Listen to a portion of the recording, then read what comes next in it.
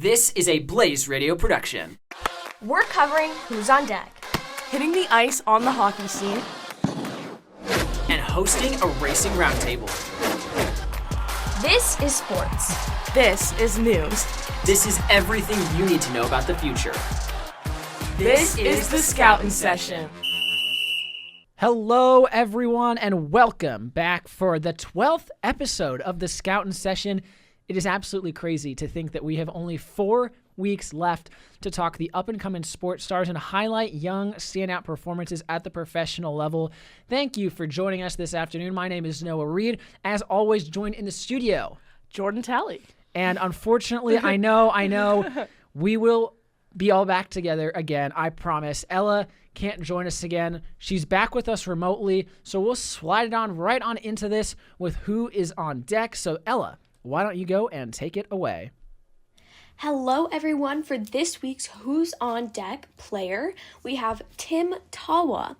Tawa's story is a very unique one, and it shows that you don't really always have to be at the top of the list to be recognized and, called up.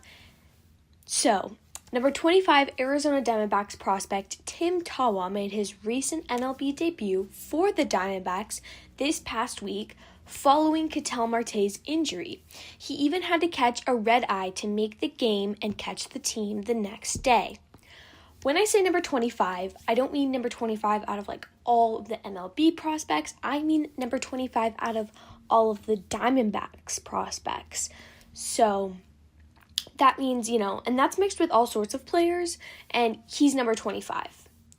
Tim Tawa was born on April 7th, 1999 in Westland, Oregon, and was drafted in the 11th round of the 2021 MLB draft to the Arizona Diamondbacks. He was the overall pick 318. His debut was April 5th, 2025, right before his birthday, and a few days ago. And before college, here's where, when we start to learn his story, it starts to get a little interesting. Before college, he was named the Gatorade Oregon Baseball Player of the Year for the 2017 season after hitting a .365 average with a .500 on-base percentage, 5 homers during his senior year. And he was a pitcher during his senior year. And currently for the Arizona Diamondbacks, he's replacing second baseman Ketel Marte. As a pitcher, he went 7-2 with a 1.62 ERA. He led his high school to the state finals where they were runners-up. He is a 3-time Gatorade Oregon Football Player of the Year at quarterback, and he set state records for all-time passing yards, completions, and passing touchdowns at his high school. In his senior year, he was named the Max Preps National Male High School Athlete of the Year. His head coach in high school was Chris Miller, who was a 10-year NFL quarterback. So, then, going into college, he ended up choosing baseball and played college ball for Stanford. He helped lead the Cardinals to a Pac-12 title in 2018 as a freshman. He was named the College World Series All-Tournament team in 2021 as a senior.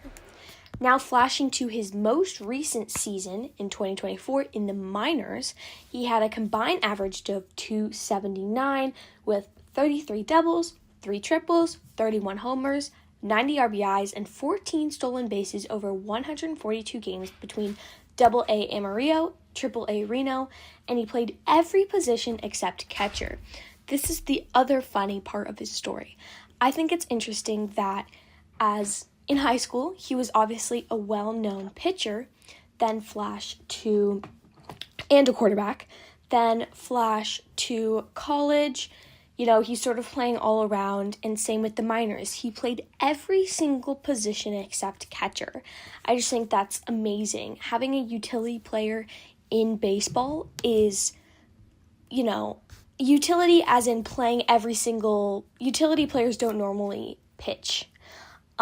And so it's very, very unique in Tim Tawa's story.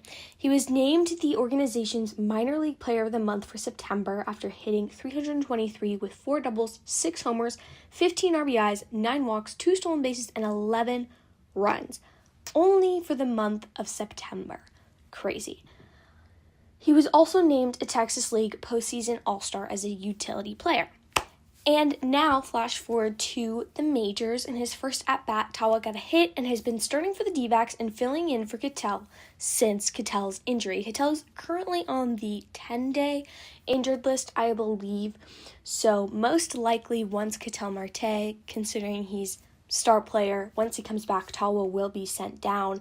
However, I think his story is very, very unique. Obviously, he's still very young, so him being sent down is not the end of the world and not the end of his story.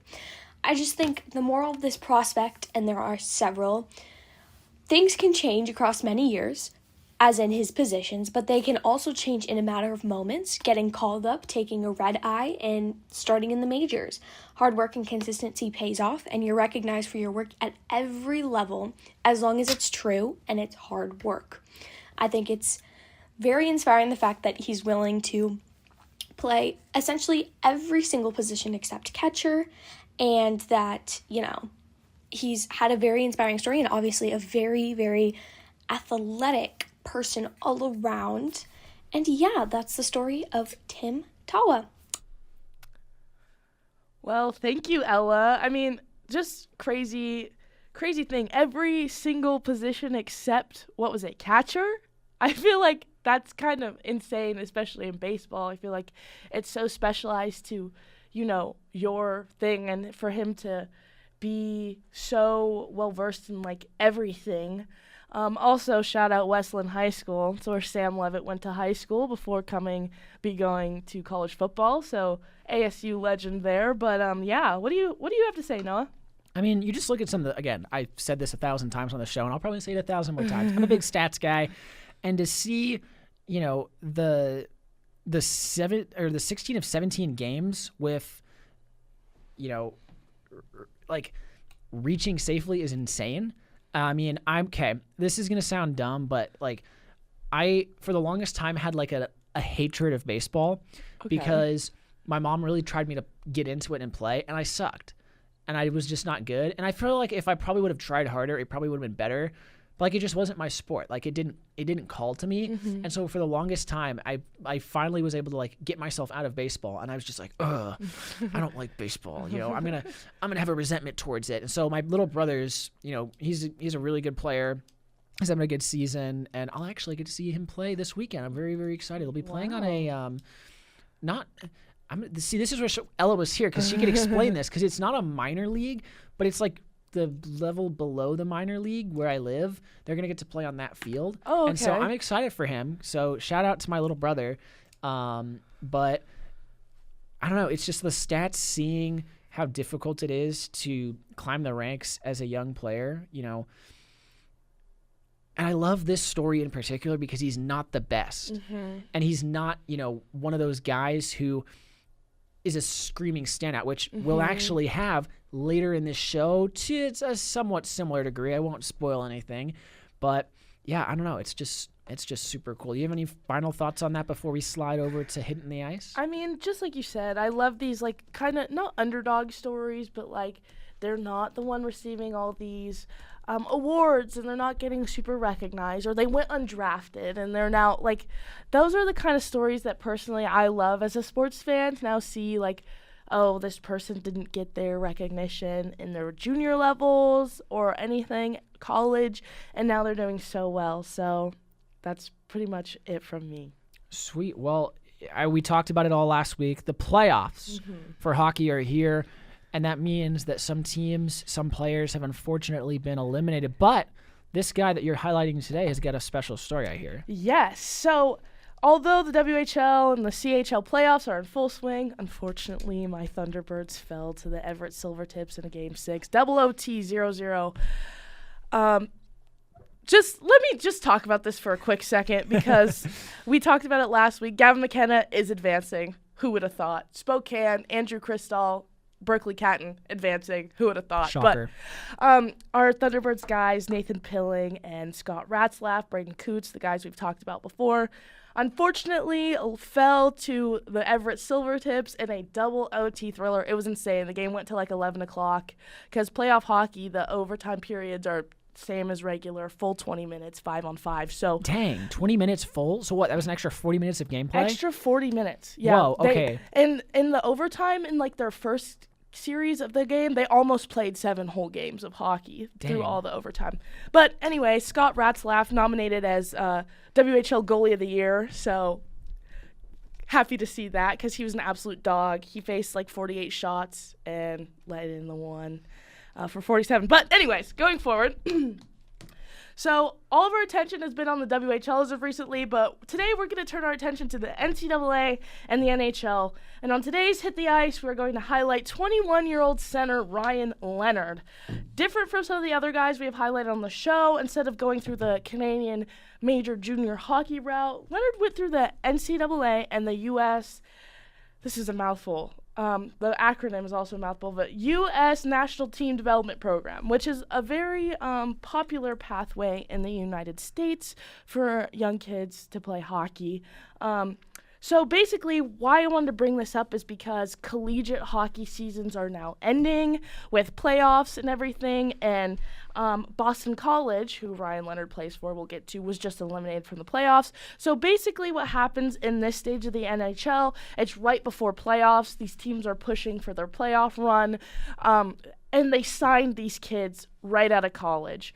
And I saw an interesting video on this, that these kids aren't going to college for the degree. So basically, once you sign your entry-level contract, you're basically drop out of college, go play NHL. Not with Ryan Leonard. Ryan Leonard is still enrolled in college, and you'll hear a funny story about that later. But basically, what happens at this point of the season, all these teams are signing these college guys, and they're leaving their colleges, and they're literally immediately going and playing for their NHL team. So that's happened a lot here. About 6 Sun Devil hockey players this season have signed professional contracts. So good luck to them. A couple of Sharks out there for you in the Bay Area. Yeah, so anyways, getting back to Leonard. Leonard has an illustrious pre-professional career. Born and raised in Massachusetts, Leonard played high school hockey before moving on to represent the U.S., a part of the U.S. National Team Development Program, mouthful, for years before appearing in the U.S. World Juniors for the U18 team twice.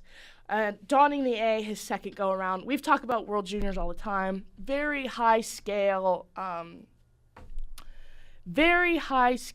international hockey tournament. Gavin McKenna's competed in it. Connor Bedard, a bunch of prior prospects we've talked about on the show. Basically, if you play hockey at a collegiate level, especially in an area like Massachusetts, or you play major junior Canadian hockey, you've almost most likely represented your country in the the World Juniors. So, after Leonard started his NCAA career just in the 2023-2024 season, he stayed in his hometown and attended Boston College, where in his first season at BC, he put up 60 points and 41 games played for 31 goals and 29 assists, which is amazing in college hockey. I feel like we don't see a lot of big numbers in college hockey, just strictly based off of the fact of there's not that many games played. Obviously, it's different down here versus up in the New England area because there's so much hockey over there compared to like ASU only played about 30-something games. I'm pretty sure this hockey season. So for his rookie season on Boston College, this was good enough for third on the team in total points behind 2 future NHLers and Will Smith and Cutter Gauthier. Will Smith now currently plays for the San Jose Sharks, and Cutter Gauthier currently plays for the Philadelphia Flyers. Not the Flyers, the Anaheim Ducks, my bad.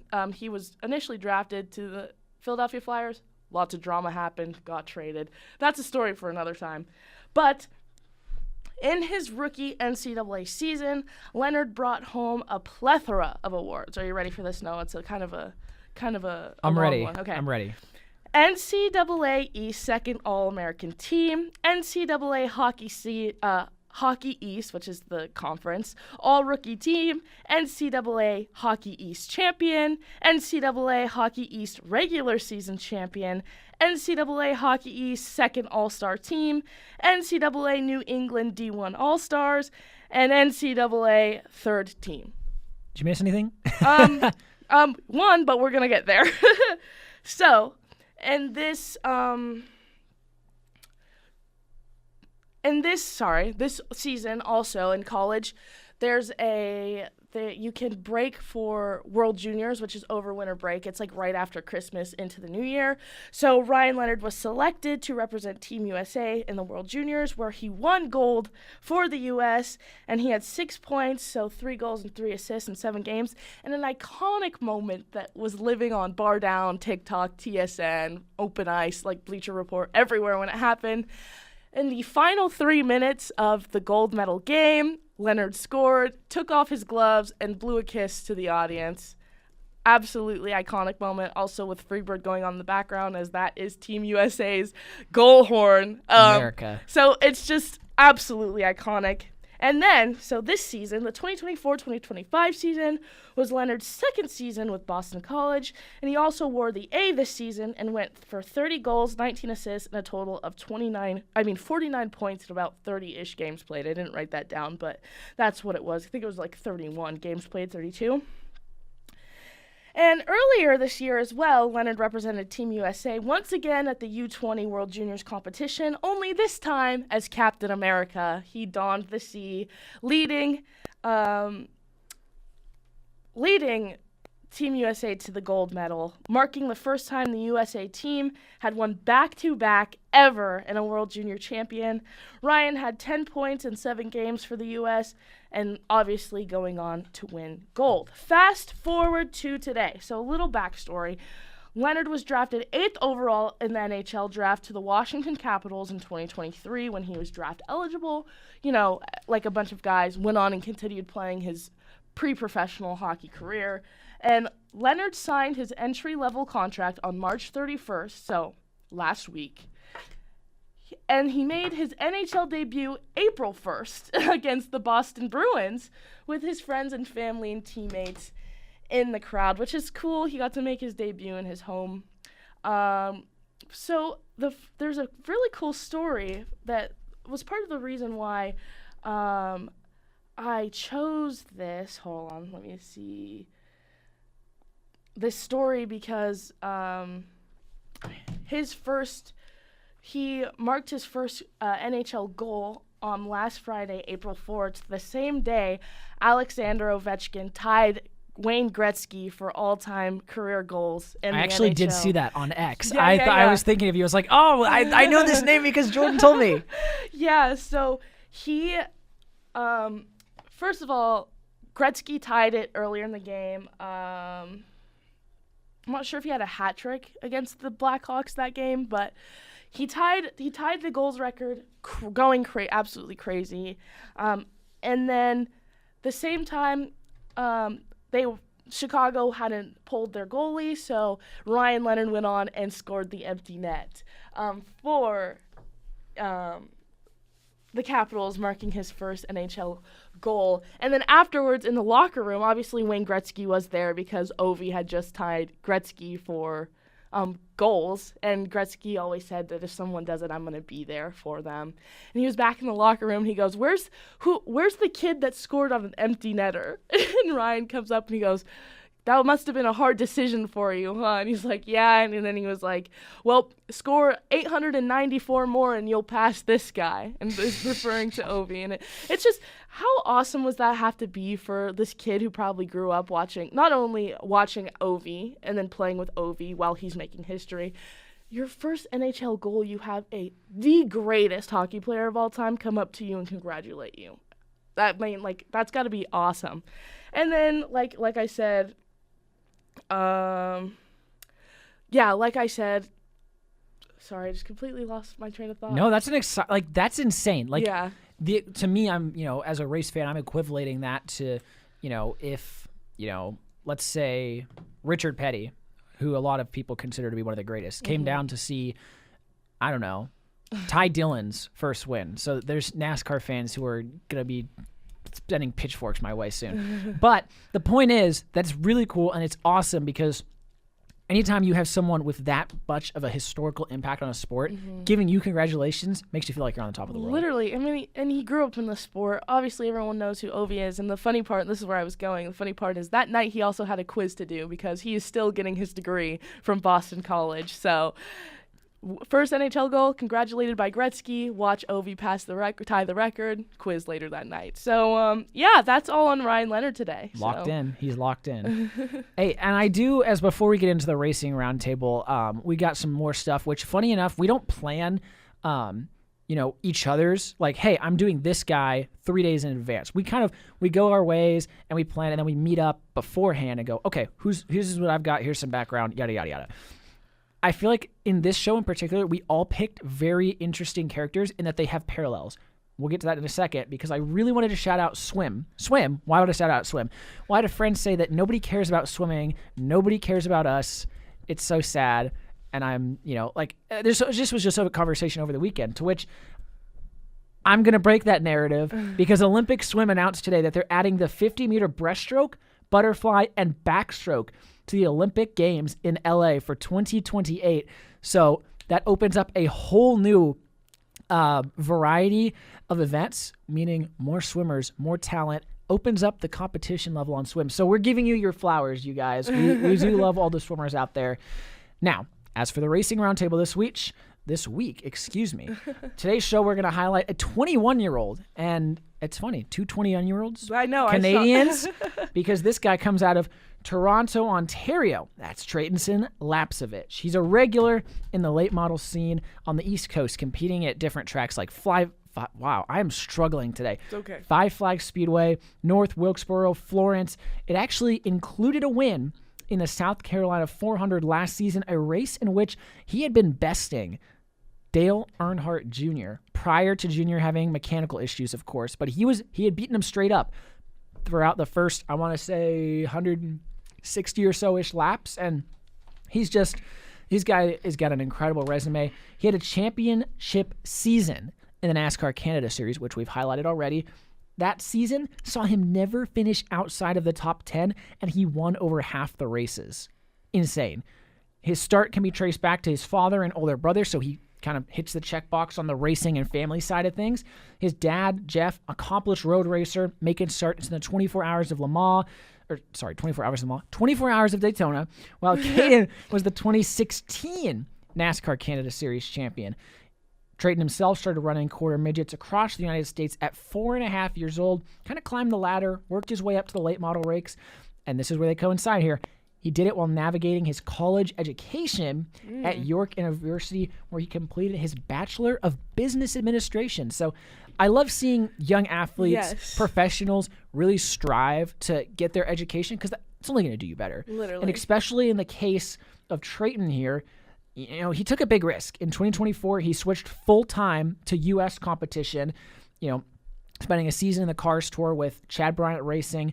He won the South Carolina 400, first foreign-born driver to win this. He took a bid at the Snowball Derby. Mechanical trouble took him out, unfortunately. But that's kind of where the story ends. And it's shocking. You wait, what? There's no more? Well, there is.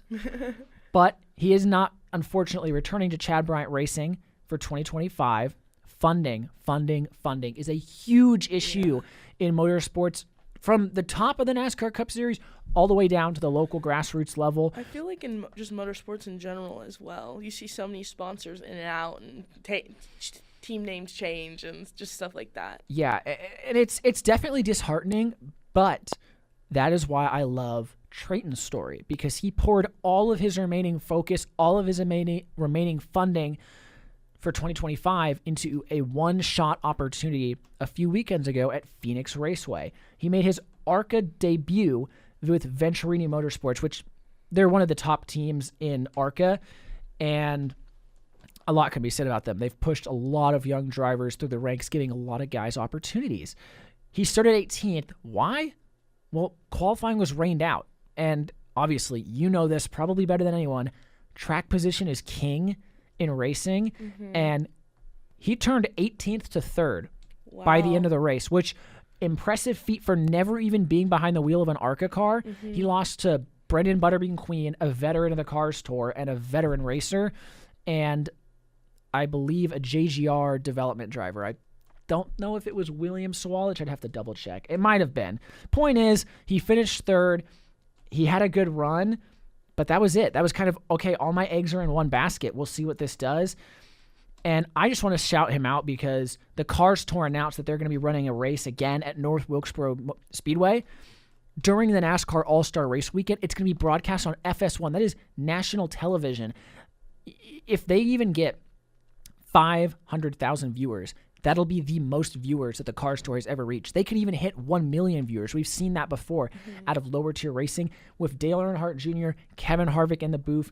That's huge for this sport. And he put out a tweet on X and said, hey, if anyone has anything to help me out to get sponsorship, I can find a car. And so if you're listening in right now, if you know a guy and you want to help a guy out, Treyten Lapcevich is looking for a sponsor. He's got a lot of talent. He works hard. He clearly has a good head on his shoulder. I think it speaks volume about his character. And I think my biggest thing is hopefully he can get attention of more and more prospective owners. And, those strong runs, that fierce work attitude and ethic just proves, hey, this is a guy who has a future in the sport, and we need to continue to give opportunities to talented drivers who don't necessarily have that funding. I mean, yeah, like you said, obviously talented driver, 18th to 3rd is just incredible to do, especially, in a NASCAR field. I feel like that's very tricky, or a NASCAR-esque field. So, yeah, I mean, great story, I guess. Yeah, so again, thanks everyone to listening in on our show today. Of course, Ella joined us remotely. We will be back. All three of us will be back next week on Wednesday. Again, this is the Scoutin' Session, episode 12, the final month. We're in the final stretch here. Have a good one.